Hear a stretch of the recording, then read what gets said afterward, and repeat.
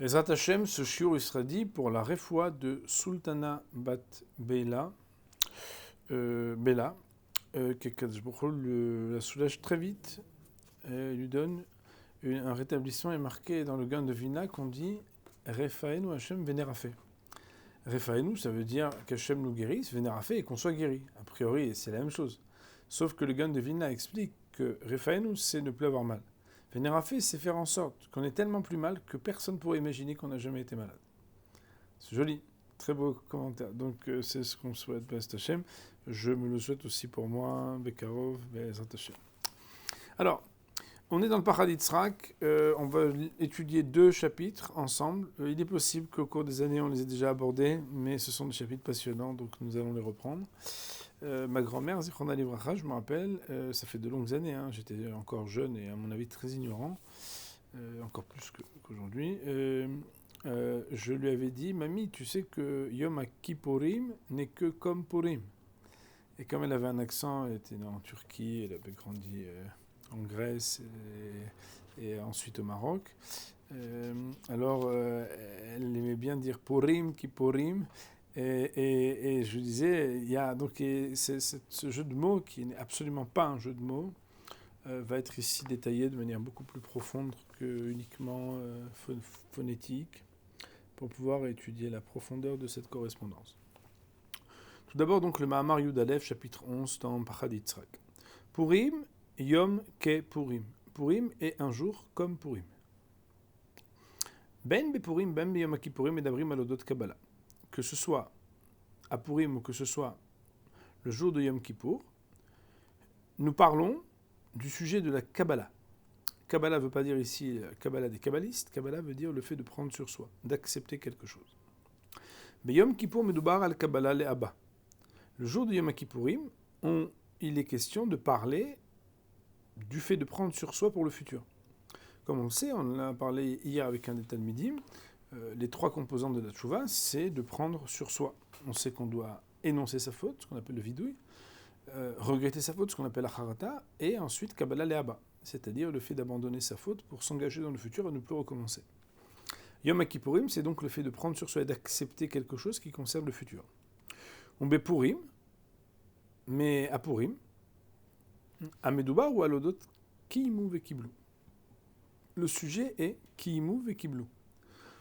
Kiimu vekiblu, on pourrait mettre entre guillemets, ce sont des mots qui sont tirés directement de la Megillat Esther.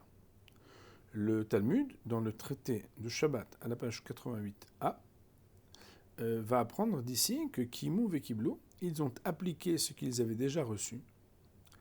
Et donc, il existe ici ce qu'on appelle le fait de réaccepter ce qu'on a déjà accepté. On pourrait dire ici, dans le langage de Rav Hutner, qu'il veut nous enseigner que Yom Kippourim, c'est Mikan ve'elach, à partir de maintenant et ensuite, alors que Yom Purim, c'est maintenant ce qu'on avait déjà reçu avant. Je rappelle à l'oral, même si c'est un texte extrêmement connu du Talmud, que le jour de Purim, la fête de Purim, représente une nouvelle Kabbalat Torah, une nouvelle acceptation de la Torah.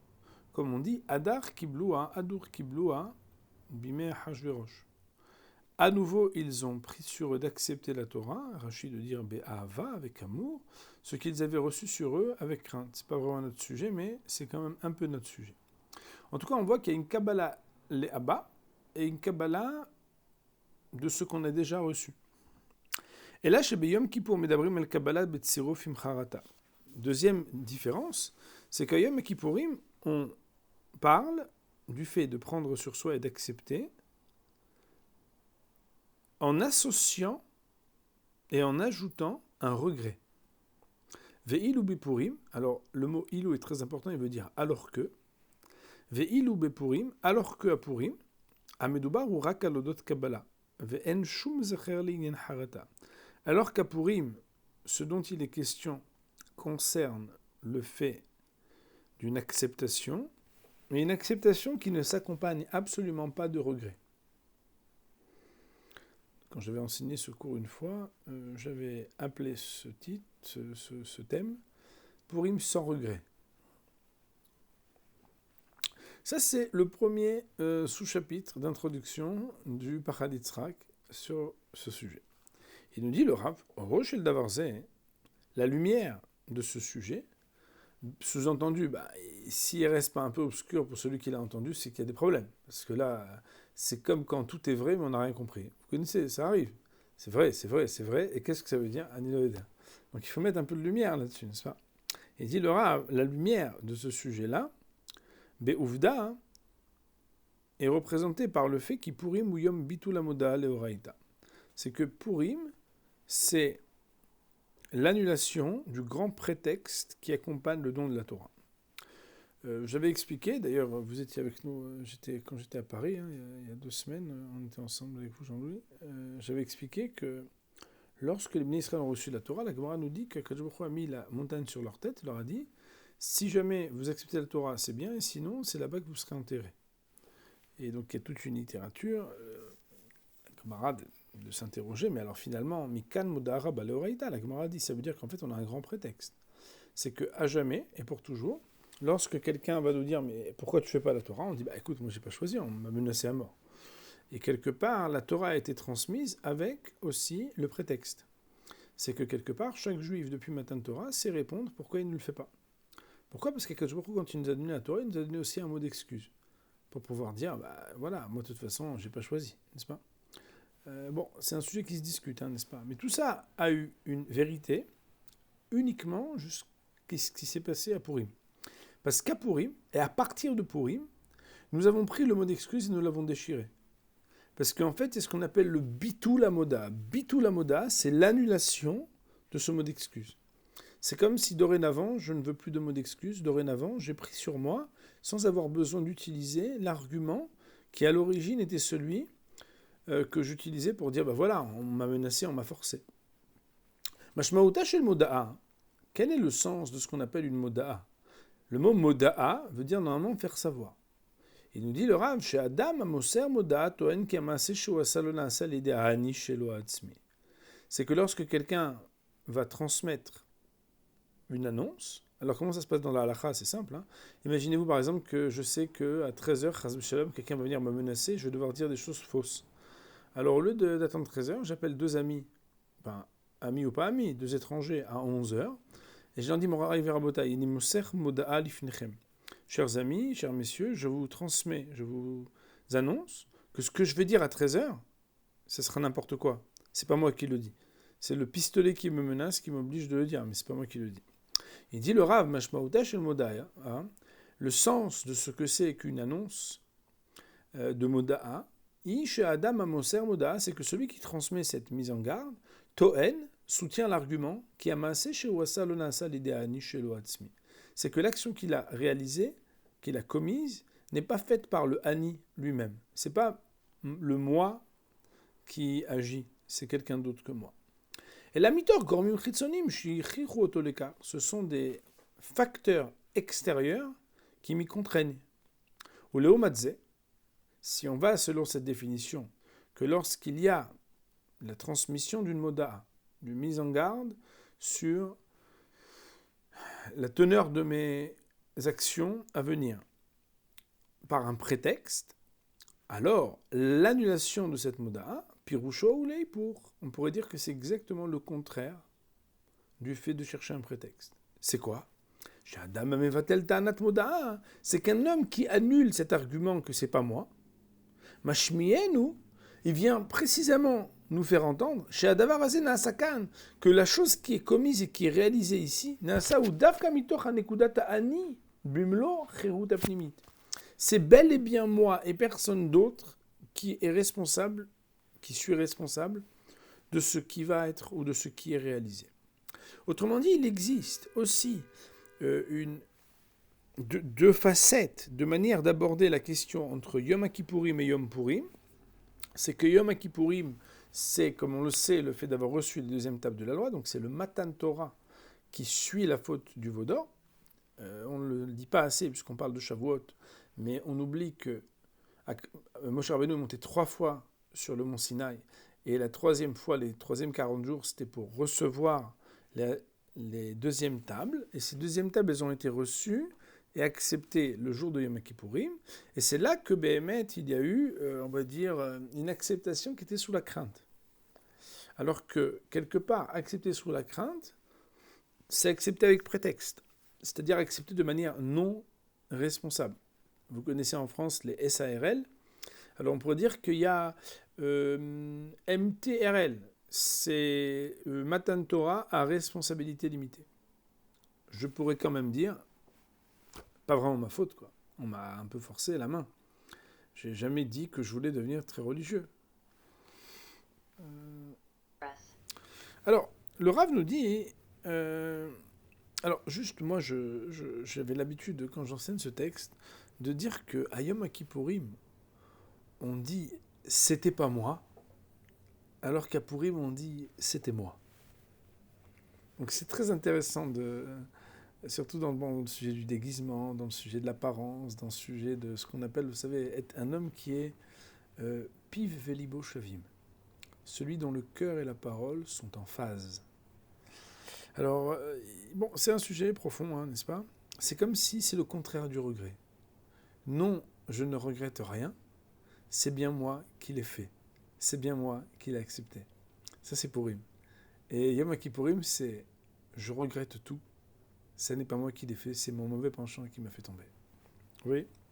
Bon, il faudra méditer, hein, ce sont des phrases que je n'ai pas sorties comme ça, hein, c'est après l'avoir étudié plusieurs fois.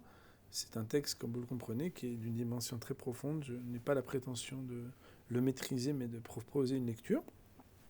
Il dit le Rabbi Yom HaPurim, she'anu danim oto leyom bitul hamoda rabba l'oraita.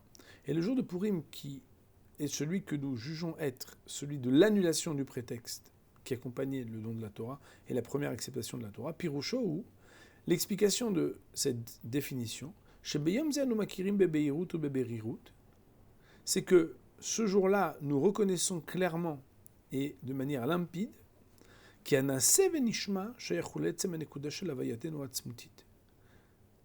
que l'engagement d'accomplir et de comprendre, c'est-à-dire ce Naaseh Benishma, qui était la preuve franche et claire de notre acceptation inconditionnelle à toute la Torah, a un lien avec le point de notre existence la plus essentielle. Naaseh Benishma, ce n'est pas un truc qu'on a pris sur nous et qu'on ne voulait pas. C'est ce qui est mon essence. Nimtzad à Kiblou de Purim, il ressort que le Kiblou de Purim, l'acceptation de Purim, Machriz qui ani ou aish, il vient scander, annoncer, proclamer que c'est bel et bien moi, l'homme, Sheme'et Sebretsoni, qui de l'essence de ma volonté, Nishbati ber Sinai Naaseh Benishma. Ne te trompe pas, Hachem. Peut-être que je ne me suis pas assez comporté et je ne l'ai pas assez dit, mais c'est bel et bien moi et personne d'autre que moi qui s'est engagé à dire Naaseh Benishma au pied du Har Sinaï. Il dit le Rav,